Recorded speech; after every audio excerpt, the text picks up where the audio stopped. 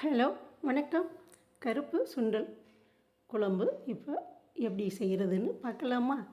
வாங்க. அதுக்கு அடுப்பில் வாணலி வச்சுருங்க. 4 ஸ்பூன் நல்லெண்ணெய் சேர்த்துருங்க. சோம்பு தாளிக்க சேர்த்துருங்க.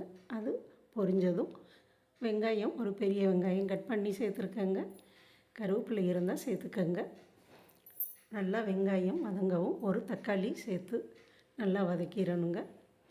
வதக்கிட்டு நான் ஒரு எலுமிச்சை சைஸ் புளி ஊற வச்சு கரைச்சிட்டு அதில் உப்பு சேர்த்து வச்சுருக்கேங்க. இந்த தக்காளி வதங்கிறதுக்கு கொஞ்சம் உப்பு சேர்க்கலாம். கொஞ்சம் சீக்கிரமே வதங்கிடும். 1/4 ஸ்பூன் மஞ்சள் தூள், 1/2 spoon சோம்புத்தூள், 1/2 spoon garam masala, 1 spoon தனியாத்தூள், 1/2 ஸ்பூன் தனி மிளகாய்த்தூள் சேர்த்து நல்லா அந்த எண்ணெயிலேயே வதக்கிட்டு நம்ம கரைச்சி எடுத்த புளியை சேர்த்துருங்க. சேர்த்துட்டு முருங்கைக்காய், ஒரு பெரிய முருங்கைக்காய் கட் பண்ணி எடுத்து வச்சுருக்கேங்க.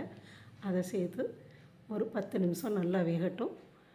வேக விட்டுறலாம். சுண்டல் கடலை முதல் நாள் நைட்டே ஊற வச்சு அதை குக்கரில் சேர்த்து 6 விசில் வேக வச்சு எடுத்து வச்சுருக்கேங்க.